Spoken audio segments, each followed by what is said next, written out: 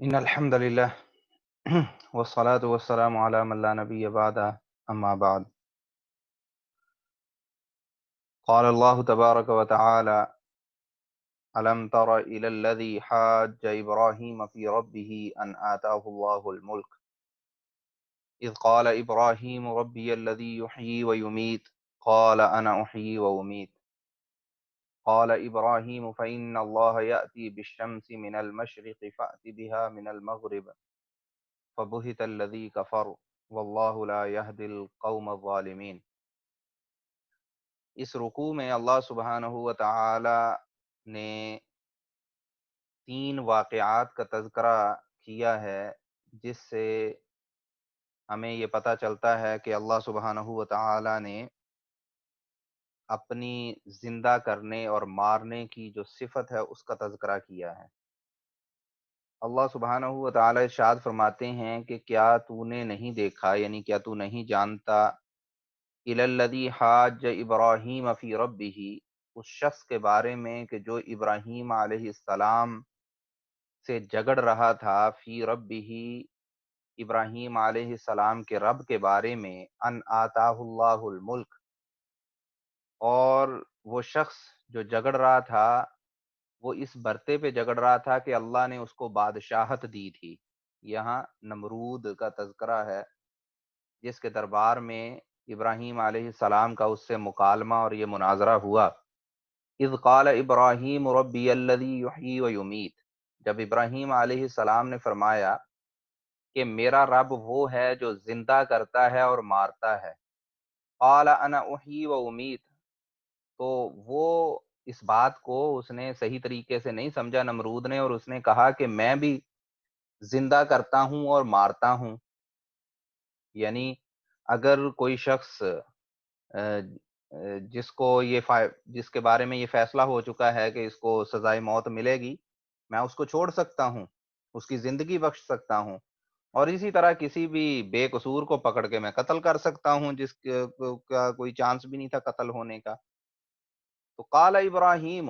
اب یہ جو اس نے بات کی، بات تو درست نہیں تھی، لیکن ابراہیم علیہ السلام نے ایک دوسری دلیل کی، اس کو لاجواب کرنے کے لیے دلیل دی کہ ابراہیم علیہ السلام نے فرمایا فَإِنَّ اللَّهَ يَأْتِي، کہ بلا شبہ اللہ سبحانہ و تعالی یاتی بالشمس من المشرق، کہ اللہ سورج کو مشرق سے لاتا ہے، سورج مشرق سے طلوع کرتا ہے، فاتی بہا من المغرب، تو اگر تم واقعی خدا ہو تو سورج کو مغرب سے طلوع کر کے دکھاؤ، مغرب سے نکالو۔ فبہت الذی کفر، تو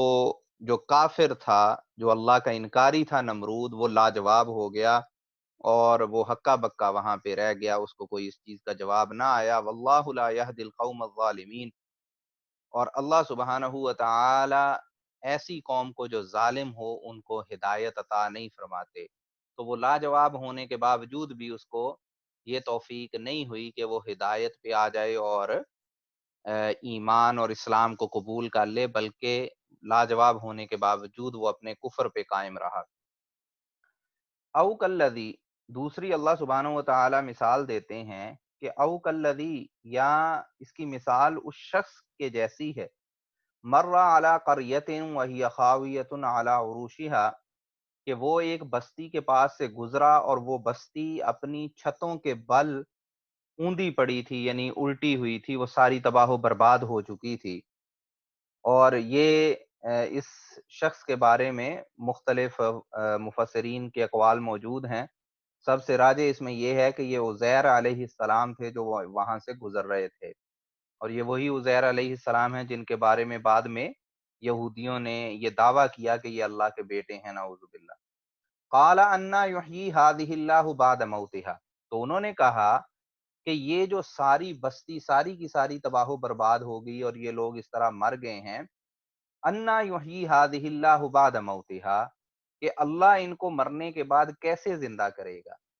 فاماتہ اللہ مئۃ عام، تو اللہ سبحانہ و تعالی نے عزیر علیہ السلام کو 100 سال کے لیے فوت کر دیا، تو وہ وہیں مرنے کے بعد اسی جگہ پہ پڑے ہوئے، ثم بعثہ، 100 سال بعد اللہ سبحانہ و تعالی نے انہیں اٹھایا۔ قال کم لبثت، اور ان سے پوچھا کیا آپ یہاں کتنی دیر ٹھہرے ہیں؟ قال لبثت یوما او بعض یوم، تو انہوں نے کہا کہ میں ایک دن یا ایک دن کا کچھ حصہ جو ہے یہاں پہ ٹھہرا ہوں. یعنی جب وہ ان کو یاد پڑتا تھا کہ میں نے یہاں آرام کرنے کے لیے جب میں لیٹا تھا، تو دن کا سمجھیں کہ اگر آدھ تھا اور اب عصر کا وقت ہو چکا ہے، تو اب یہاں تو یہ ہوگا کہ چند گھنٹے ہوئے ہیں مجھے سوئے کو، یا زیادہ سے زیادہ بھی اگر میں سو لیا ہوں تو پورا دن گزر کے اگلے دن کا مثلاً عصر کا ٹائم آ گیا ہوگا. تو انہوں نے اندازہ کیا کہ ایک دن یا ایک دن کا کچھ حصہ میں یہاں پہ ٹھہرا ہوں گا. قال بل لبثت مئۃ عام، تو اللہ سبحانہ و تعالیٰ نے کہا کہ نہیں، تم یہاں پہ 100 سال ٹھہرے ہو. فانظر الی طعامک و شرابک لم یتسنہ، تو تم اپنے کھانے کو اور اپنے پینے کو، اپنے کھانے کو اور اپنے پانی کو دیکھو، وہ بھی 100 سال میں باسی نہیں ہوا اور خراب نہیں ہوا. وانظر الی حمارک، اور اپنے گدھے کی طرف دیکھو جو کہ ان کی سواری تھی اس وقت. وَلِنَجْعَلَكَ آیَةً لِلنَّاسِ، اور ہمارا مقصد یہ ہے کہ تمہیں لوگوں کے لیے ایک معجزہ، ایک نشانی بنا دیں. وَانظُرْ إِلَى الْعِظَامِ، اب یعنی کہ وہ خود اس جگہ پہ فوت ہو گئے، 100 سال ٹھہرے رہے. 100 سال کے بعد اللہ نے انہیں زندہ کیا، اور ان کا کھانا اور پانی جو ہے وہ بھی خراب نہیں ہوا 100 سال. لیکن جو گدھا تھا وہ وہاں پہ جب مر گیا اور اس کا گوشت بھی گل سڑ گیا، اور گلنے سڑنے کے بعد اس کی صرف ہڈیاں رہ گئیں. تو اب وہ دیکھ سکتے تھے کہ وہ تو خود زندہ ہو گئے، کھانا بھی خراب نہیں ہوا، پانی بھی خراب نہیں ہوا، لیکن گدھا جو ہے وہ ہڈیاں بن چکا ہے. تو اللہ سبحانہ و تعالیٰ نے کہا وانظر الی العظام، کہ تم اس کی ہڈیوں کو دیکھو، کیف ننشزها، کہ ہم انہیں کیسے اٹھاتے ہیں، ثم نکسوها لحما، اور پھر کیسے ہم اسے گوشت پہناتے ہیں ان ہڈیوں کو، اور وہ گدھا دوبارہ زندہ ہوتا ہے. فلما تبین له، جب ان کے لیے یہ معاملہ واضح ہو گیا اور انہوں نے اپنے سامنے اس گدھے کو بھی دوبارہ گوشت اس پہ چڑھتے اور اس کو زندہ ہوتے دیکھ لیا. قال اعلم ان اللہ علی کل شیء قدیر، تو انہوں نے کہا کہ اب مجھے دیکھ کا علم حاصل ہو گیا، یعنی کہ میں نے اس چیز کا معائنہ اور اس چیز کو آبزرو بھی کر لیا کہ اللہ سبحانہ و تعالی ہر چیز پہ قادر ہے. تو یہ اللہ سبحانہ و تعالی نے یہاں پہ یہ مثال ہم لوگوں کے لیے بیان کی کہ اللہ سبحانہ و تعالی جو 100 سال بعد عزیر علیہ السلام کو زندہ کر سکتا ہے اور پھر اس گدھے کو زندہ کر سکتا ہے، وہ اللہ اس چیز پہ قادر ہے کہ قیامت کے دن سارے کے سارے لوگوں کو زندہ کرے گا. وَإِذْ قَالَ ابراہیم رب ارنی کیف تحیی الموتى، یہ ایک اور واقعہ ہے اللہ سبحانہ و تعالیٰ کی طرف سے مردوں کو زندہ کرنے کا، کہ جب ابراہیم علیہ السلام نے کہا رب ارنی کیف تحیی الموتى، اے اللہ تو مجھے دکھا کہ تم مردوں کو کیسے زندہ کرتا ہے. قال اولم تؤمن، تو اللہ سبحانہ و تعالیٰ نے فرمایا کہ اے ابراہیم کیا تمہیں اس بات پہ ایمان نہیں ہے، کیا تم اس بات پہ ایمان نہیں رکھتے کہ اللہ مردوں کو زندہ کر سکتا ہے اور کرتا ہے. قال بلا، تو ابراہیم علیہ السلام نے کہا کہ کیوں نہیں، مجھے اس چیز پہ ایمان ہے. ولکن لیطمئن قلبی، میں تو صرف دل کے اطمینان کی خاطر، اور ایک چیز میں جو بندے کی کیوریسٹی ہوتی ہے یا تجسس ہوتا ہے، اس کی وجہ سے میں یہ یعنی کہ ریکویسٹ میں نے کی ہے، یہ درخواست کی ہے کہ اگر اللہ چاہے تو وہ مجھے اس چیز کو دکھا دے، تاکہ مجھے یعنی کہ جو میرا علم ہے یا جو نالج ہے وہ ظاہری علم بن جائے، جو کہ جس چیز کا میں خود مشاہدہ کر رہا ہوں. قال، اللہ سبحانہ و تعالیٰ نے فرمایا فخذ اربعۃ من الطیر، 4 پرندے لو، فصرہن الیک، ان کو اپنی طرف مائل کر لو، ان کو اپنے ساتھ مانوس کر لو. ثم جعل علی کل جبل منہن جزءا، پھر ان کے ٹکڑے کر کے ان ٹکڑوں کو مختلف، ہر پہاڑ پہ اس کا کچھ کچھ ٹکڑے مکس کر کے ان پرندوں کے رکھو. ثم ادعوہن، پھر ان کو پکارو، ان کو بلاؤ، یاتینک سعیا، تو وہ تمہاری طرف دوڑتے ہوئے آئیں گے، تیزی سے آئیں گے۔ وَاعْلَمْ أَنَّ اللَّهَ عَزِيزٌ حَكِيمٌ، اور یہ جان لو کہ بلا شبہ اللہ سبحانہ و تعالی غلبے والا اور حکمت والا ہے۔ تو ایسا ہی معاملہ ہوا کہ ابراہیم علیہ السلام نے ان پرندوں کے ٹکڑے ٹکڑے کیے، ان جو گوشت کے ٹکڑے تھے ان کو مکس کر کے مختلف چار پہاڑوں پہ رکھا، اور جب انہوں نے ان پرندوں کو آواز دی، جس طرح کسی زندہ پرندے کو جب اس کا مالک بلاتا ہے تو وہ اڑتا ہوا آتا ہے، اسی طرح وہ جو ٹکڑے ٹکڑے ہو چکے تھے وہ دوبارہ جڑے، ان میں جان آئی، اور وہ ابراہیم علیہ السلام کی طرف اڑتے ہوئے آگے۔ اور اس طریقے سے اللہ سبحانہ و تعالی نے یہ معجزہ بھی ابراہیم علیہ السلام کو دکھلایا کہ کس طرح اللہ مردوں کو زندہ کرتا ہے۔ تو یہ جو رکوع ہے، اس میں اللہ سبحانہ و تعالی نے ان معجزات کا تذکرہ کیا کہ اللہ سبحانہ و تعالی نے جو مختلف ادوار میں مردہ جانوروں کو یا مردہ انسانوں کو زندہ کر کے اپنی قدرت کا مظاہرہ کیا۔ اگلے رکوع میں اللہ سبحانہ و تعالی نے انفاق فی سبیل اللہ کا تذکرہ کیا ہے، اور اس کے جو آداب ہیں، اس کی جو ریکوائرمنٹس ہیں، ان کا تذکرہ کیا ہے۔ اللہ سبحانہ و تعالی فرماتے ہیں مثل الذین ينفقون اموالهم فی سبیل اللہ کمثل حبہ، ان لوگوں کی مثال جو اللہ کی راہ میں اپنے مال خرچ کرتے ہیں، ان کی مثال ایک دانے کے جیسی ہے، انبتت سبع سنابلہ، کہ اس ایک دانے سے 7 بالیاں یعنی 7 سٹے نکلتے ہیں، فی کل سنبلۃ مئۃ حبہ، اور ہر ایک سٹے میں، ہر ایک بالی میں 100 دانے ہوتے ہیں۔ تو اگر ایک دانے میں سے 7 بالیاں نکلیں، 7 بالیاں، اور ہر بالی میں، ہر جو سٹہ ہے اس میں 100 دانے ہیں، تو یہ 700 دانے ہو گئے۔ تو جس طرح اللہ سبحانہ و تعالی ایک دانے سے 700 دانے اگا دیتا ہے، اسی طرح جو اللہ کی راہ میں خرچ کرتا ہے اس کو 700 گنا تک اس کا ثواب ملتا ہے۔ واللہ یضاعف لمن یشاء، اور اللہ جس کے لیے چاہے اس سے بھی بڑھا چڑھا کے اجر دیتا ہے۔ واللہ واسع علیم، اور اللہ سبحانہ و تعالی وسیع وسعت رکھنے والا، کشادگی والا اور علم رکھنے والا ہے، اس کے خزانے بہت وسیع ہیں، اس کے لیے کوئی کمی نہیں ہوتی کہ اگر کسی کو اتنا زیادہ نوازے۔ تو یہ انفاق فی سبیل اللہ کی فضیلت اور اہمیت اس آیت میں ذکر کی گئی ہے کہ عموماً تو ایک نیکی کا جو بدلہ ہے وہ 10 گنا ملتا ہے، لیکن اللہ کی راہ میں خرچ کرنے کی فضیلت یہ ہے کہ اس کا 700 گنا تک ثواب ملتا ہے۔ لیکن جب بندہ اللہ کی راہ میں خرچ کرتا ہے تو خرچ کرتے وقت کچھ شرائط ہیں، کچھ اس کے تقاضے ہیں، کچھ اس کے آداب ہیں جن کو ملحوظ خاطر رکھنا بہت ضروری ہے۔ اللہ سبحانہ و تعالی ان کا تذکرہ فرماتے ہیں کہ الذین ينفقون اموالهم فی سبیل اللہ،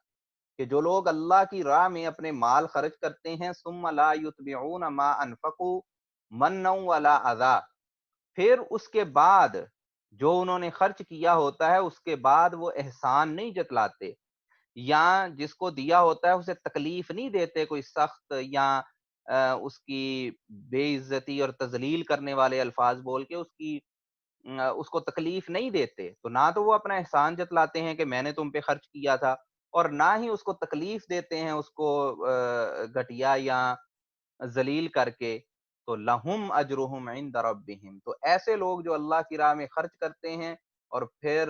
احسان نہیں جتلاتے اور تکلیف نہیں دیتے اس غریب اور مسکین کو، لہم اجرہم عند ربہم، ایسے لوگوں کا اجر ان کے رب کے پاس ثابت ہے اور طے شدہ ہے، جو اللہ نے پچھلی آیت میں تذکرہ فرمایا کہ 700 گنا یا اس سے بھی زیادہ۔ ولا خوف علیہم ولا هم يحزنون، اور ان پہ کسی قسم کا کوئی خوف نہیں ہوگا اور نہ ہی وہ غم زدہ ہوں گے۔ قول معروف و مغفرہ، اللہ سبحانہ و تعالیٰ فرماتے ہیں کہ نرم بات کرنا، اچھی بات کرنا، و مغفرتن، اور اسی طرح معاف کر دینا، خیر من صدقۃ یتبعها اذی، یہ اس صدقہ سے، اس خرچ کرنے سے بہتر ہے کہ جس کے بعد بندہ کسی کو تکلیف پہنچائے اور یا اس پہ احسان جتلائے۔ تو اللہ سبحانہ و تعالیٰ یہاں پہ یہ بیان کر رہے ہیں کہ اگر کوئی شخص کسی مسکین سے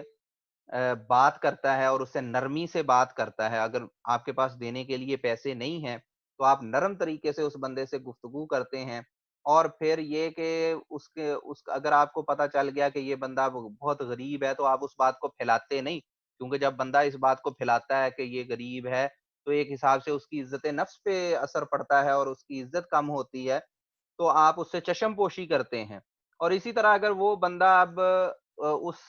غریبی کی کیفیت میں کئی دفعہ بندہ جھنجلا جاتا ہے اور غصے میں آ جاتا ہے اور اس نے آپ سے کوئی سخت بات کر دی، آپ اس کو اس چیز کو سمجھتے ہیں کہ بھئی یہ بندے کے حالات اس وقت اس طرح کے ہیں کہ جس کی وجہ سے یہ ٹینشن میں ہے، تو اسی ٹینشن میں اس نے میرے سے یہ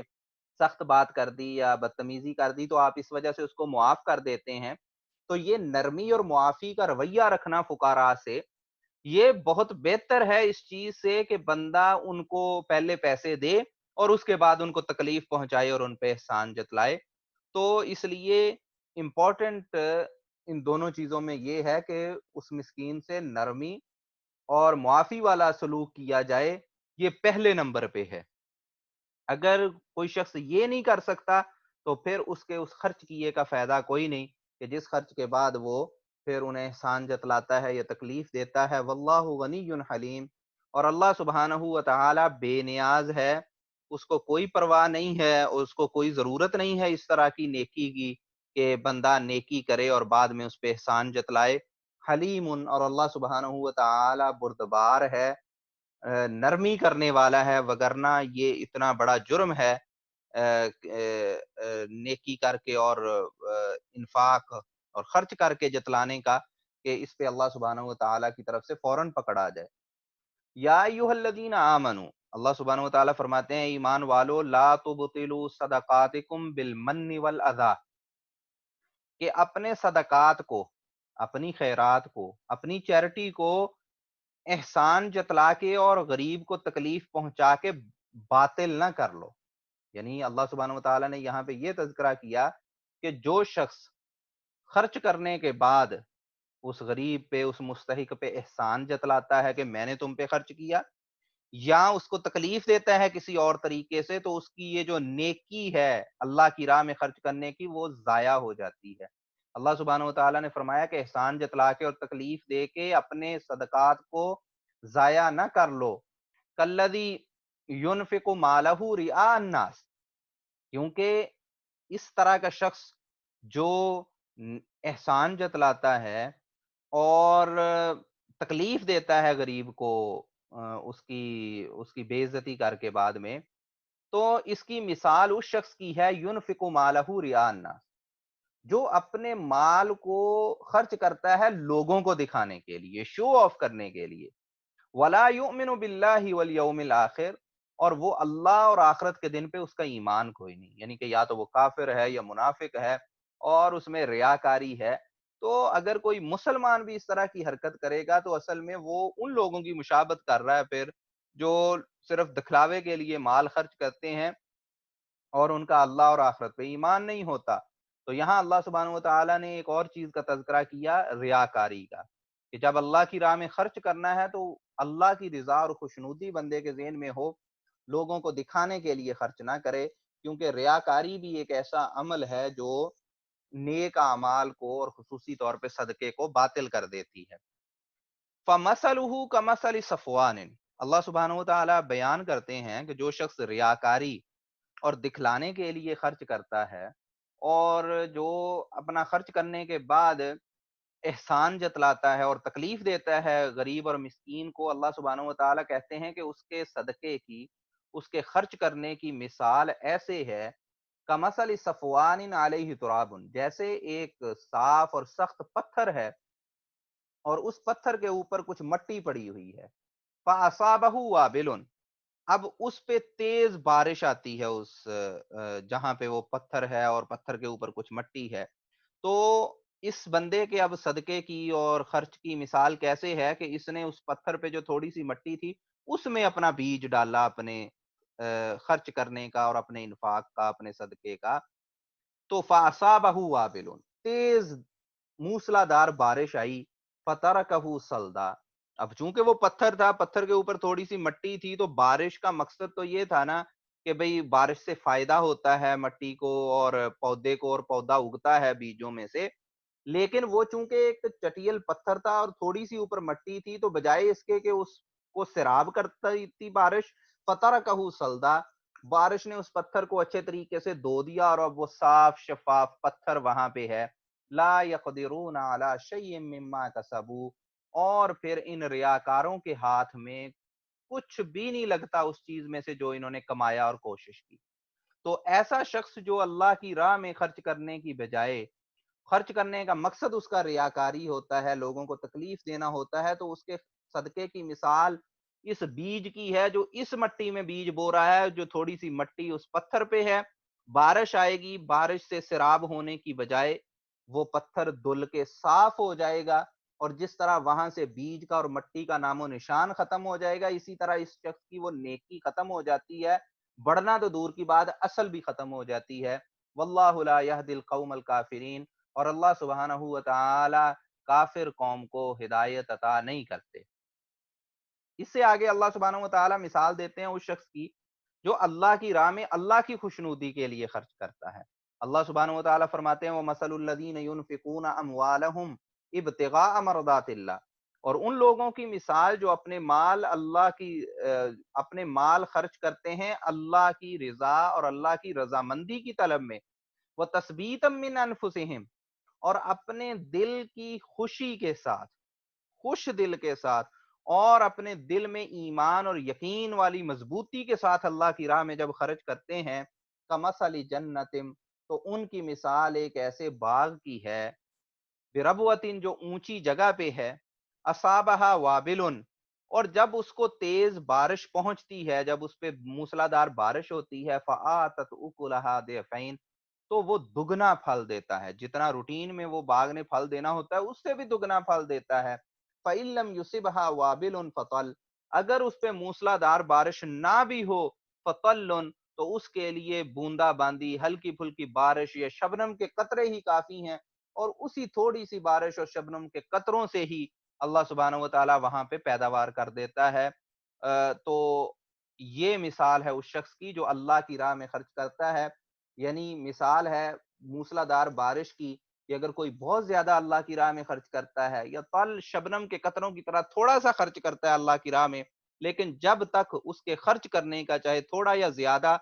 उसकी नीयत अल्लाह की रजामंदी हासिल करना और खुले दिल से अल्लाह की राह में खर्च करना है, और उसमें रियाकारी नहीं है, उसमें एहसान जतलाना नहीं है, उसमें तकलीफ पहुंचाना नहीं है, तो अल्लाह सुब्हानहू व तआला उसको बढ़ा चढ़ा के फिर उसका सवाब देते हैं। वल्लाहु बिमा तामलून बसीर, और अल्लाह सुब्हानहू व तआला तुम्हारे अमाल को देखने वाला है। तो ये अल्लाह सुब्हानहू व तआला ने मिसाल दी उन लोगों की जो अल्लाह की रिज़ा के लिए खर्च करते हैं। अगली आयत में अल्लाह सुब्हानहू व तआला इस चीज़ के बारे में बतला रहे हैं कि जो शख्स रियाकारी करके या मुनाफ़क़त करके या अल्लाह की रज़ामंदी ना चाहते हुए अपने नेक अमाल को बर्बाद कर लेता है, तो फिर उसको दोबारा मौका नहीं मिलेगा कि वो उसकी इस्लाह कर सके। उसकी मिसाल अल्लाह सुब्हानहू व तआला ने दी कि अयवद्दु अहदुकुम अन तकून लहू जन्नतुम मिन नखीलिन व अनाबिन तजरी मिन तहतिहल अनहार, क्या तुम में से कोई ये चाहता है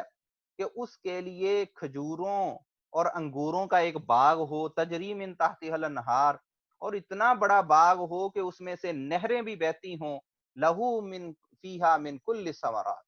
और उसमें हर किस्म के फल हों उसके लिए, वासाबहुल किबर, और वो शख्स खुद बुढ़ापे की उम्र को हो, वलहू जुर्रियतुन दुआफा, लेकिन उसके बच्चे अभी छोटे छोटे हों, ये ना हो कि जवान बच्चे हैं और वो अब उसकी सपोर्ट करने के लिए मौजूद हैं। फ़असाबहा इअसारुन फ़ीहि नारुन फ़हतरक़त, इस हालत में कि जब वो खुद भी बूढ़ा हो चुका है, अब वो दोबारा मज़ीद कोशिश नहीं कर सकता। बच्चे भी उसकी कफ़ालत करना तो दूर की बात, अपने आप को नहीं सँभाल सकते क्योंकि छोटे-छोटे बच्चे हैं। फ़असाबहा इअसारुन, इस हालत में उस बाग को एक ایسا بگولا اور ایسی آندھی آ کے پکڑے، فیہ نارن کے جس میں آگ ہو، فاحترقت اور اس کے سارے کا سارا باغ جلا کے رکھ دے۔ تو اندازہ کریں کہ ایک شخص جس کی پوری زندگی کی جمع پونجی وہ اتنا بڑا باغ ہے، ساری زندگی محنت کر کے اس نے وہ باغ اور وہ پھل دار پودے اپنے لیے تیار کیے، اپنے لیے، اپنے بچوں کے لیے، اب وہ بوڑھا ہو چکا ہے۔ اب اگر اس کا باغ تباہ ہو جائے تو اس میں اب دوبارہ اتنی سخت نہیں کہ وہ دوبارہ نئے سرے سے محنت شروع کر کے اس کو اس لیول پہ لا سکے۔ بچے خود اس کے ابھی چھوٹے چھوٹے ہیں، اور ان بچوں میں بھی اتنی صلاحیت نہیں کہ وہ باپ کا سہارا بن سکیں۔ اس لیول پہ آ کے اگر اس کی ساری وہ جو کھیتی ہے، سارا باغ وہ آگ سے جل جائے تو اس کے لیے کیا بچے گا پیچھے؟ تو یہ اللہ سبحانہ و تعالیٰ نے مثال دی کہ ایک شخص ساری زندگی اپنی نیکیاں کرتا رہتا ہے، اللہ کی راہ میں خرچ کر رہا ہے، لوگوں کے ساتھ بھلائی کر رہا ہے، لیکن اگر اپنی اس نیکی کو، بھلائی کو، اس خرچ کرنے کو وہ ضائع کر لے، احسان جتلا کے، ریاکاری کر کے،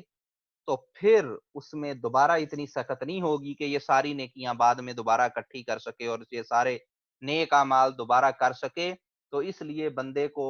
اس چیز سے ڈرنا چاہیے کہ وہ اپنی ساری زندگی کی جو جمع پونجی ہے نیکیوں کی شکل میں وہ تباہ و برباد نہ کر لے، ریاکاری کر کے یا مسکین کو احسان جتلا کے اور اسے تکلیف دے کے۔ کذالک یبین اللہ لکم الآیات لعلکم تتفکرون۔ اسی طرح اللہ سبحانہ و تعالیٰ اپنی آیات کو واضح کر کے لوگوں کے لیے بیان کرتا ہے تاکہ وہ غور و فکر کریں اور سمجھیں۔ تو یہاں تک اللہ سبحانہ و تعالیٰ نے جو ہمیں چیزیں بتلائیں صدقے کے بارے میں، پہلی چیز یہ کہ صدقے کا 700 گنا کم از کم ثواب ملتا ہے، اور پھر صدقے کے جو آداب ہیں، جو اس کی شرائط ہیں، اس میں اللہ سبحانہ و تعالیٰ نے تذکرہ کیا کہ وہ اللہ کی رضامندی کے لیے ہونا چاہیے، بندہ خوش دلی سے دے، تنگ دل ہو کر نہ دے، اور اسی طرح اس میں ریاکاری نہ ہو، اس میں احسان جتلانا نہ ہو، اس میں کسی کو تکلیف دینا جو ہے وہ نہ ہو۔ اس سے آگے اللہ سبحانہ و تعالیٰ اگلی آیت میں ایک اور شرط کا تذکرہ کر رہے ہیں کہ اللہ کی راہ میں جو خرچ کیا جائے وہ پاکیزہ اور حلال ہونا چاہیے۔ رسول اللہ صلی اللہ علیہ وسلم نے فرمایا ان اللہ طیب لا یقبل الا الطیب، کہ اللہ سبحانہ و تعالیٰ پاک صاف ہے اور وہ صرف پاک صاف ہی چیز ایکسپٹ کرتا ہے۔ تو اللہ کی راہ میں جب خرچ کرنا ہے تو وہ حلال مال سے ہونا چاہیے، ایسا نہیں کہ کسی کا مال ہتھے آیا اور اس میں سے کہے کہ میں صدقہ کر رہا ہوں، یہ درست نہیں ہے، بلکہ اس میں درست معاملہ یہ ہوگا کہ وہ جس کا مال ہے اس کو واپس کرے۔ حرام طریقے سے لیا ہوا مال، باطل طریقے سے لیا ہوا مال، اس میں سے اگر کوئی صدقہ کرتا ہے تو وہ قابل قبول نہیں ہے۔ اور اسی طرح اللہ کی راہ میں جو طیب ہے، طیب کا ایک معنی تو یہ ہے کہ حلال اور پاک، دوسرا اس کا معنی ہے قیمتی، کہ ایسی چیز کو جو کہ ردی قسم کی چیز نہیں ہے۔ تو یہ بھی قابل قبول نہیں ہے کہ اللہ کی راہ میں بندہ بالکل ردی اور بیکار چیز خرچ کرنا شروع کر دے، بلکہ اچھی چیز اللہ کی راہ میں جو ہے وہ خرچ کرنی چاہیے۔ جیسا کہ ہم جانتے ہیں مثال کے طور پہ کہ قربانی کے جانور جو ہوتے ہیں اس میں جو شرائط ہیں کہ قربانی کا جانور میں کون کون سے عیوب نہ ہوں، ان کا بھی بنیادی مقصد یہی ہے کہ اللہ کی راہ میں اچھی چیز جو ہے وہ خرچ کی جائے۔ اللہ سبحانہ و تعالیٰ فرماتے ہیں یا ایھا الذین آمنوا انفقوا من طیبات ما کسبتم ومما اخرجنا لکم من الارض، اے ایمان والو خرچ کرو من طیبات ما کسبتم، اپنی پاکیزہ کمائی میں سے، ومما اخرجنا لکم من الارض، اور ان پاکیزہ چیزوں میں سے جو اللہ نے تمہارے لیے زمین سے نکالی ہیں، یعنی زمین سے اگائی ہیں۔ یعنی چاہے زراعت کا سامان ہو تمہارا، جو زراعت کی زمین سے تمہارے لیے کھیتی نکل رہی ہے، یا تم خود کاروبار کر کے کماتے ہو، ان دونوں چیزوں میں سے جو پاکیزہ اور حلال چیز ہے وہ اللہ کی راہ میں خرچ کرو۔ وَلَا تَيَمَّمُوا الْخَبِيثَ مِنْهُ، اور اس میں سے جو گھٹیا یا نکمی چیز ہے اس کا قصد نہ کرو، اس کی طرف نہ کرو کہ بھئی یہ میں خرچ کر دوں، وَلَسْتُمْ بِآخِذِيهِ، حالانکہ اگر تمہیں کوئی اس طرح کی چیز دے تو تم اس کو ایکسپٹ نہیں کرو گے، إِلَّا أَن تُغْمِضُوا فِيهِ، اللہ یہ کہ تم اپنی آنکھیں بند کر لو اور کہو کہ ٹھیک ہے جی ادھر رکھ جاؤ، اور غور ہی نہ کرو کہ کوئی کیا چیز آپ کو دے گیا ہے۔ تو اللہ سبحانہ و تعالیٰ نے یہاں پہ یہ بیان کیا کہ اگر مثال کے طور پہ آپ کو کوئی بندہ کہتا ہے کہ ایک گلا سڑا پھل آپ کو پیش کرتا ہے ہدیے کے طور پہ، گفٹ کے طور پہ آپ کو آفر کرتا ہے کہ جی آپ یہ کھا لیں، اور آپ وہ پھل دیکھیں، آپ کی نظر پڑے اور آپ اس بات پہ مادہ نہ ہوں کہ میں تو یہ پھل نہیں، یہ تو گلی سڑی چیز ہے، تو جیسے آپ خود نہیں اس کو کھا سکتے تو پھر وہ آپ یہ نہیں کر سکتے کہ کہیں اچھا یہ گل سڑ گئی ہے چیز، یہ میں کسی غریب کو دے دیتا ہوں کہ وہ اس کو کھا لے۔ تو اس لیے اللہ سبحانہ و تعالیٰ نے یہاں پہ یہ فرمایا کہ جب بندہ اللہ کی راہ میں خرچ کرے تو اپنا اچھا مال اللہ کی راہ میں خرچ کرے، جیسا کہ اللہ سبحانہ و تعالیٰ نے فرمایا ایک اور جگہ پہ کہ لیس البر لن تنالوا البر حتى تنفقوا مما تحبون، کہ اس وقت تک نیکی کی حقیقت کو تم نہیں پا سکتے جب تک تم وہ چیز نہ خرچ کرو جو تمہیں محبوب ہے اور جو تمہیں پسند ہے۔ وَاعْلَمُوا أَنَّ اللَّهَ غَنِيٌّ حَمِيدٌ، اللہ سبحانہ وتعالیٰ فرماتے ہیں کہ یہ جان لو کہ اللہ سبحانہ وتعالیٰ بے پرواہ ہے، اس کو اس طرح کی نکارہ چیزوں کی کوئی قدر نہیں ہے، ضرورت نہیں ہے تمہاری ان چیزوں کی۔ حمید، اور اللہ سبحانہ وتعالیٰ خوبیوں والا ہے اور اس کی تعریفیں بیان کی جاتی ہیں تو اللہ سبحانہ وتعالیٰ کی شان کے یہ لائق نہیں ہے، یہ اس کی شان کے خلاف ہے کہ بندہ اللہ کی راہ میں اس طرح کی چیزیں دے، بلکہ اس کو اچھی چیز اور طیب چیز دینی چاہیے۔ الشیطان یعدکم الفقر، اللہ سبحانہ وتعالیٰ فرماتے ہیں کہ شیطان تمہیں فقیری سے ڈراتا ہے، تمہیں یہ دھمکیاں دیتا ہے، یہ وارننگ دیتا ہے کہ اگر تم خرچ کرو گے اللہ کی راہ میں، کسی غریب کو دے دو گے تو تم خود فقیر ہو جاؤ گے، خود تم تنگ دست ہو جاؤ گے۔ وَيَأْمُرُكُمْ بِالْفَحْشَاءِ، اور وہ تمہیں بے حیائی کا حکم دیتا ہے۔ یہاں اللہ سبحانہ وتعالیٰ اس جملے میں کیا بیان فرما رہے ہیں؟ اللہ سبحانہ وتعالیٰ یہ بتلاتے ہیں کہ انسان جب اللہ کی راہ میں خرچ کرنے لگتا ہے تو شیطان فوراً آ جاتا ہے اور اس کو حساب کتاب اس کا بتلاتا ہے کہ بھئی تمہارے بجٹ جو ہے نا اس سے خراب ہو جائے گا، تم بعد میں تمہارے لیے تنگی ہوگی اگر تم نے مسجد کو زیادہ پیسے دے دیے، تم نے کسی غریب کو زیادہ دے دیے، تم نے کسی یتیم کو دے دیے، تو دینا تو بہت اچھی بات ہے، لیکن یہ کہ اپنا حساب کتاب پہلے لگا لو کہ تمہیں تو تمہارا سرکل تو خراب نہیں ہوگا۔ لیکن جب آتی ہے بات بے حیائی کی، فضول خرچی کی، خلاف شریعت کاموں پہ خرچ کرنے کی، تو پھر شیطان بجائے اس کے کہ اس کو کہے کہ بھی بجٹ دیکھو، وہ اسے کہتا ہے نہیں نہیں کرو۔ تو اب آپ دیکھ سکتے ہیں کہ یہ انسانی فطرت ہے کہ جب انسان نے اللہ کی راہ میں دینا ہوتا ہے تو پھر تو بندہ حساب کتاب لگاتا ہے کہ میرے لیے فیزیبل ہے دینا یا نہیں، لیکن جب مثلا شادی پہ فضول خرچی کرنی ہے پھر بندہ نہیں دیکھتا، پھر اندھا دھند قرضے لے کے اور سارا کچھ کر کے اور سب کچھ بھول بھال کے کہ کیا کیا باقی ضرورتیں ہیں، اندھا دھند فضول خرچی ہوتی ہے، خلاف شریعت معاملات ہوتے ہیں، بڑی بڑی گاڑیاں جو ہیں وہ لی جاتی ہیں اور بڑے بڑے ہوٹلوں میں بڑے بڑے لوگوں کو بلا کے کھانے کھلائے جاتے ہیں، سب خرچے بڑھ چڑھ کے کیے جاتے ہیں۔ کیوں؟ اس وقت شیطان پیچھے سے یہ حکم دے رہا ہوا ہے کہ بھئی کرو، لوگوں کو دکھانا ہے، برادری کو دکھانا ہے، شادی ایک دفعہ ہی ہوتی ہے۔ اسی طرح اور بھی جو ڈیفرنٹ حرام اور بے حیائی کے کام ہیں ان ساروں میں انسان کا یہی معاملہ ہوتا ہے کہ تب انسان اپنے بجٹ کو نہیں دیکھتا۔ ایک بندہ سگریٹیں پی رہا ہے وہ اپنے بجٹ کو نہیں دیکھتا، کوئی اور بندہ کسی اور بری عادت پہ پیسے خرچ کر رہا ہے وہ اپنے بجٹ کو نہیں دیکھتا، لیکن جب اللہ کی راہ میں خرچ کرنے کی باری آتی ہے تو شیطان آ کے ڈراتا ہے کہ بھی سمجھدار شخص وہ ہوتا ہے جو اپنے بجٹ کو دیکھ کے کام کرے، یہ تمہارے بجٹ سے باہر ہے اللہ کی راہ میں خرچ کرنا۔ واللہ یعدکم مغفرۃ منہ وفضلا، لیکن اللہ سبحانہ و تعالی تم سے وعدہ کرتے ہیں مغفرت کا، بخشش کا اور اپنے فضل کا، اور اللہ کا وعدہ سچا ہے، شیطان کا وعدہ جھوٹا ہے، شیطان کا ڈرانا جھوٹا ہے، لیکن اللہ کا وعدہ سچا ہے، اور اللہ یہ وعدہ کرتا ہے کہ جو شخص اللہ کی راہ میں خرچ کرے گا اللہ اس کو معاف بھی کر دے گا اور اس کو اپنے فضل سے مزید عطا کرے گا۔ واللہ واسع علیم، اور اللہ سبحانہ و تعالی وسعت والا اور علم رکھنے والا ہے۔ تو ایمان کا تقاضا یہ ہے کہ اللہ کے وعدے کو بندہ مانے، اس پہ یقین کرے، اور اللہ کے وعدے کو مانتے ہوئے جب اللہ کی راہ میں خرچ کرے گا تو اللہ اس کی بخشش بھی فرمائیں گے اور اس کو اپنے فضل سے مزید عطا فرمائیں گے۔ یؤتی الحکمت من یشاء، اللہ سبحانہ و تعالی حکمت، دانائی اور علم جو شریعت کا علم ہے وہ اس کو دیتا ہے جسے چاہتا ہے۔ جسے اللہ سبحانہ و تعالی چوز کرتا ہے اسے اللہ سبحانہ و تعالی حکمت اور دانائی دے دیتے ہیں۔ وَمَن يُؤْتَ الْحِكْمَةَ فَقَدْ أُوتِيَ خَيْرًا كَثِيرًا، اور جس کو حکمت اور سمجھ عطا کر دی جائے دین کی، فَقَدْ أُوتِيَ خَيْرًا كَثِيرًا، تو اس کو بہت بڑی بلائی اور بہت زیادہ خیر عطا کر دی گئی۔ وَمَا يَذَّكَّرُ إِلَّا أُولُو الْأَلْبَابِ، اور نصیحت صرف وہی پکڑتے ہیں جو عقل مند ہوتے ہیں اور عقل والے ہوتے ہیں۔ وما انفقتم من نفقہ، اللہ سبحانہ و تعالیٰ فرماتے ہیں کہ تم کوئی بھی چیز خرچ کرو،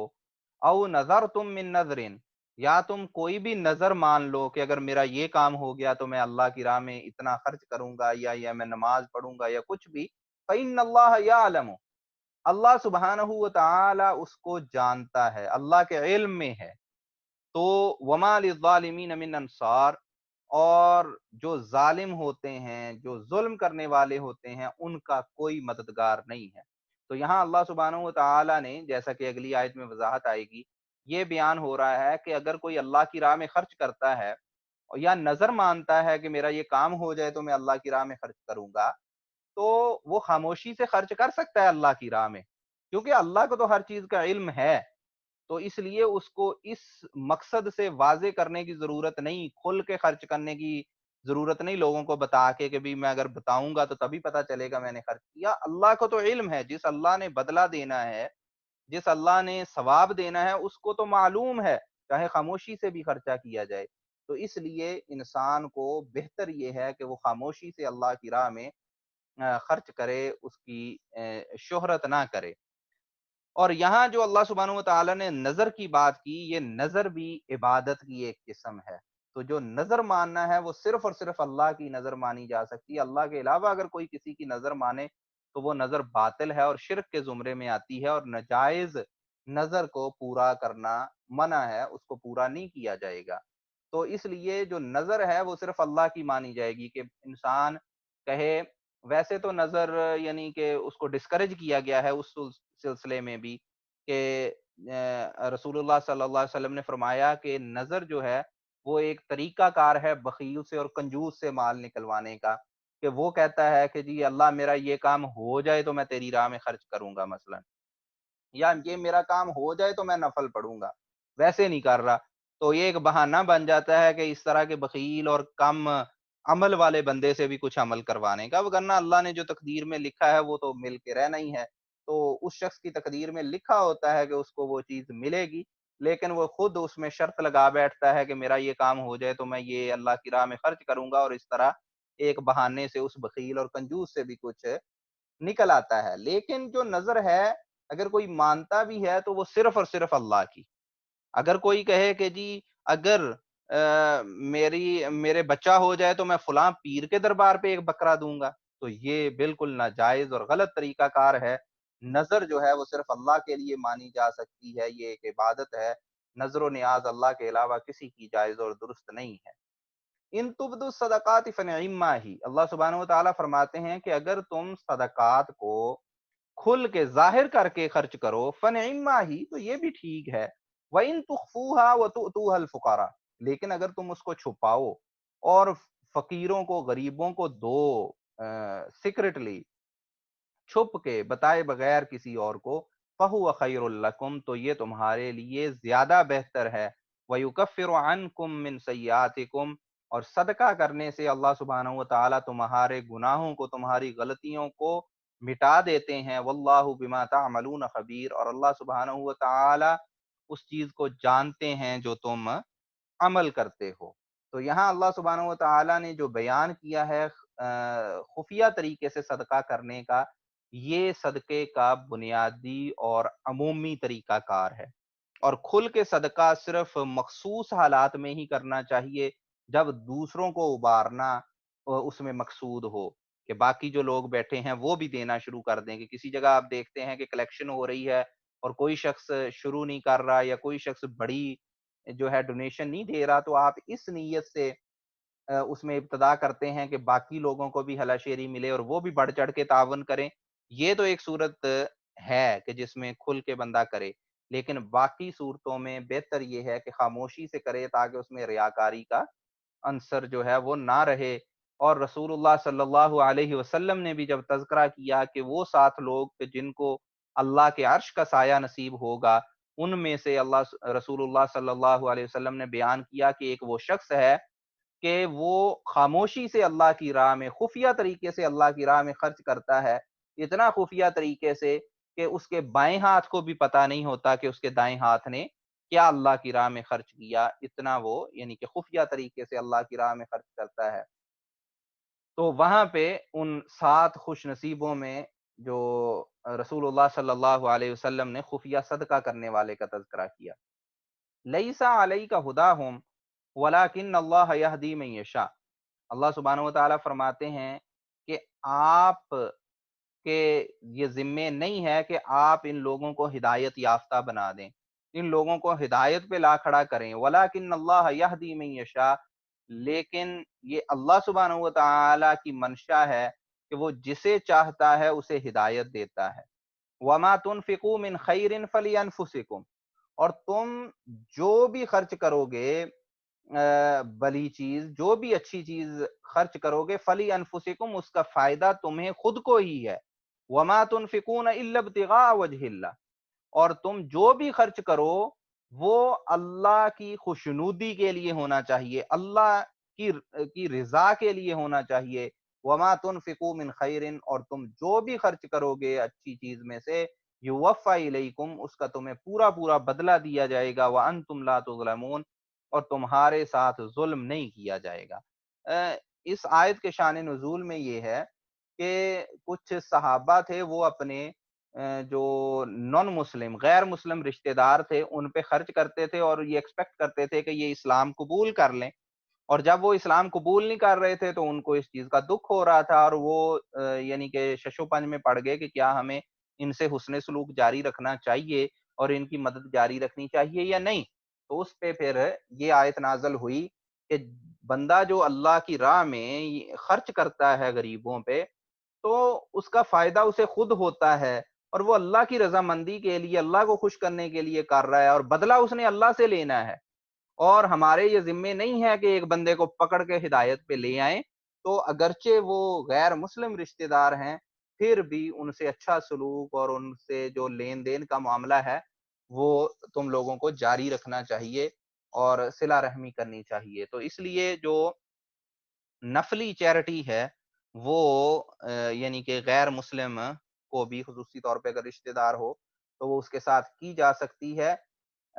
الا یہ کہ فرضی زکوٰۃ ہو۔ فرضی زکوٰۃ جو ہے وہ صرف اور صرف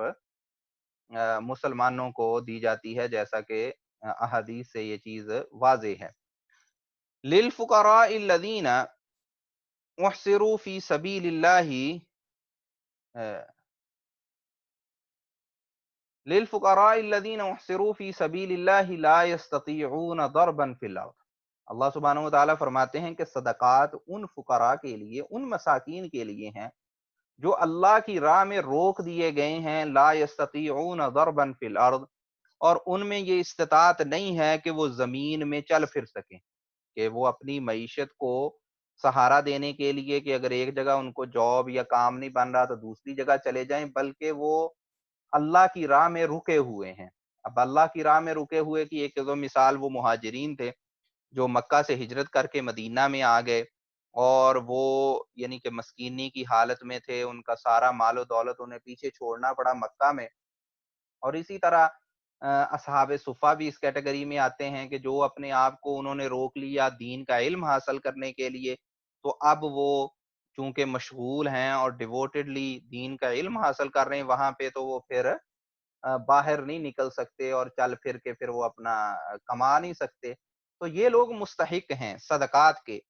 یحسبهم الجاہل اغنیاء من التعفف، ایک شخص جو نادان ہے، جس کو علم نہیں ہے، وہ ان کو دیکھ کے سمجھتا ہے کہ یہ تو مالدار ہیں، من التعفف، اس وجہ سے کہ وہ لوگوں سے سوال نہیں کرتے، وہ لوگوں سے مانگتے نہیں، سفید پوش لوگ ہیں، شریف لوگ ہیں، تو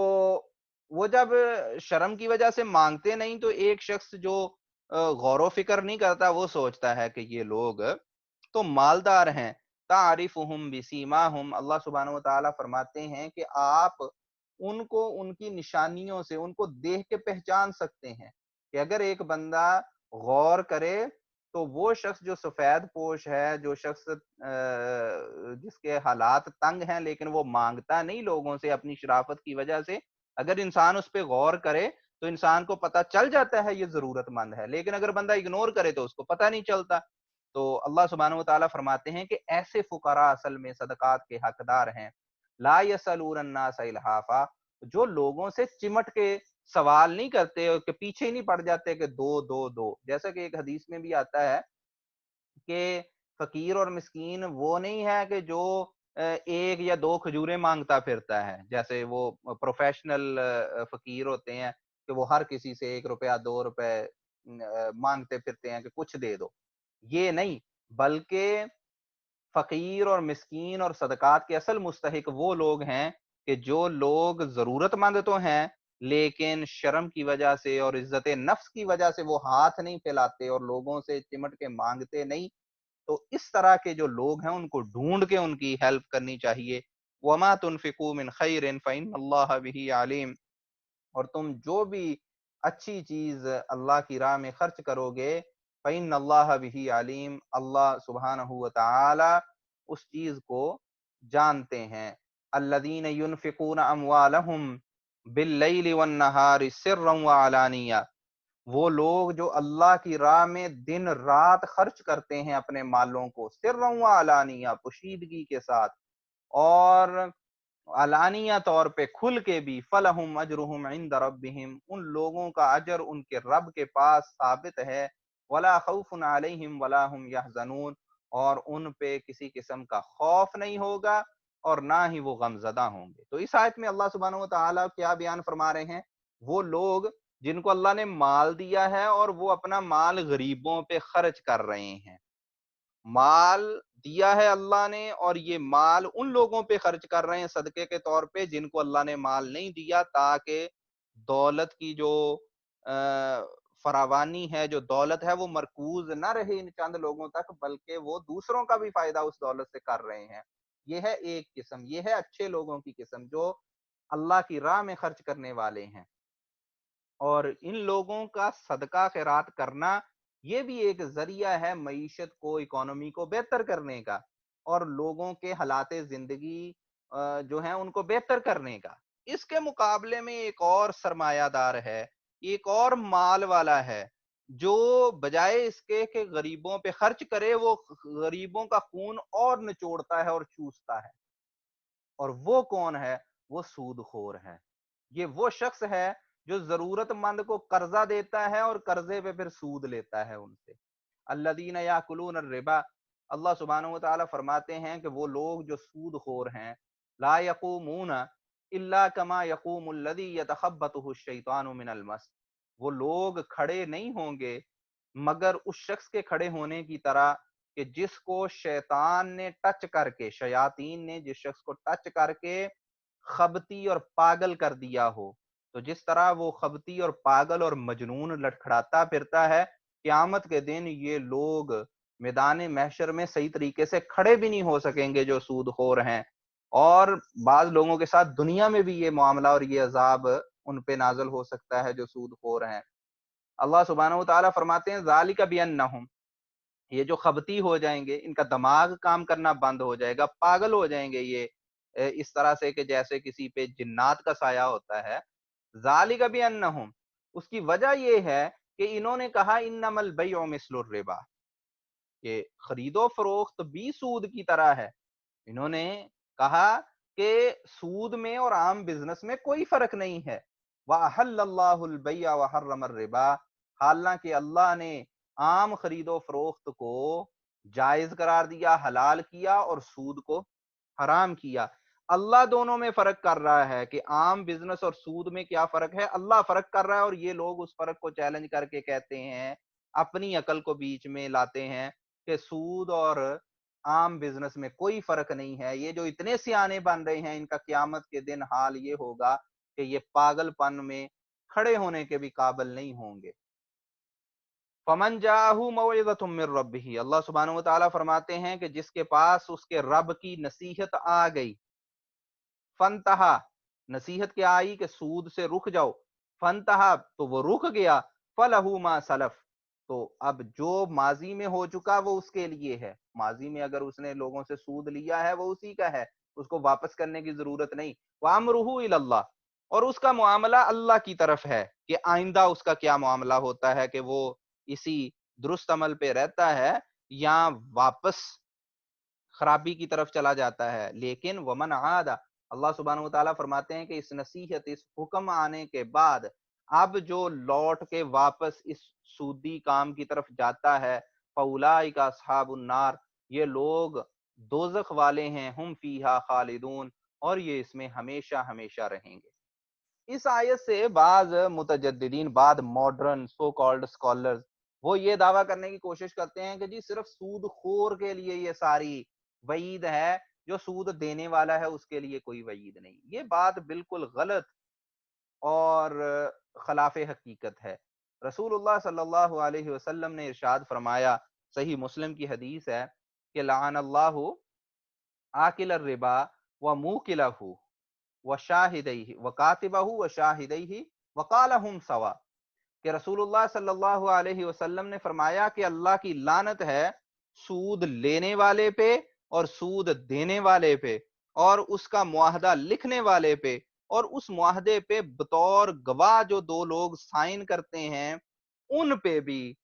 اللہ سبحانہ وتعالیٰ کی لعنت ہے. اور رسول اللہ صلی اللہ علیہ وسلم نے فرمایا کہ ہم سوا، یہ سارے کے سارے برابر ہیں گناہ میں. تو اس لیے سودی کاروبار میں، سودی ٹرانزیکشن میں جو بھی شخص شامل ہوتا ہے، چاہے وہ سود لینے والا ہے، دینے والا ہے، اس معاہدے کو لکھنے والا ہے، اس پہ گواہ بننے والے ہیں، ان ساروں پہ اللہ کی لعنت ہوتی ہے. تو یہ اتنا یعنی کہ بڑا اور کبیرہ گناہ ہے سودی معاملات میں ملوث ہونا. یمحق اللہ الربا، اللہ سبحانہ و تعالی سود کو مٹاتے ہیں. انسان چاہے سمجھے کہ یہ سودی کاروبار کر کے، یہ سودی لین دین کر کے میری دولت بڑھ رہی ہے، لیکن حقیقت میں اللہ اس کی دولت کو تباہ و برباد کر دے گا ایک پوائنٹ پہ آ کے. وَيُرْبِ الصَّدَقَاتِ، اور اللہ سبحانہ و تعالی صدقات کو بڑھاتے ہیں. تو انسان چاہے سوچے کہ اللہ کی راہ میں صدقہ کر کے میرا پیسہ کم ہوتا ہے، لیکن حقیقت میں وہ بڑھتا ہے، حقیقی طور پہ بھی اور برکت کے اعتبار سے بھی. واللہ لا یحب کل کفار اسیم، اور اللہ سبحانہ و تعالی کسی ایسے شخص کو پسند نہیں کرتے جو نہ شکرا ہو اور گناہ گار ہو. نہ شکرا اس اعتبار سے کہ وہ اللہ نے اس کو اگر دولت دی ہے تو وہ اللہ کا شکر ادا کرتے ہوئے اس کو اللہ کی راہ میں خرچ نہیں کرتا، یہ نہ شکرا ہے. عصیم، جو شخص اس سودی کاروبار میں، سودی لین دین میں ملوث ہے، وہ سخت گناہ گار شخص ہے. اور ایسے لوگوں کو اللہ سبحانہ و تعالی پسند نہیں فرماتے. ان الذین آمنوا وعملوا الصالحات واقاموا الصلاۃ، بلا شبہ وہ لوگ جو ایمان لائے اور انہوں نے نیک عمل کیے اور انہوں نے نماز کو قائم کیا، وآتوا الزکوٰۃ، اور انہوں نے زکوٰۃ ادا کی، ان کے پاس، ان کے رب کے پاس ان کا اجر ہے. اور ولا خوف علیہم ولا هم يحزنون، اور قیامت کے دن وہ خوف زدہ نہیں ہوں گے، ولا هم يحزنون، اور ان پہ کسی قسم کا غم نہیں ہوگا. اقول قولی ھذا استغفر اللہ لی ولکم ولسائر المسلمین. جی کسی ساتھی نے کوئی اگر سوال کرنا ہو تو وہ کر سکتے ہیں، ہاتھ کھڑا کر سکتے ہیں، تو پھر اس کے بعد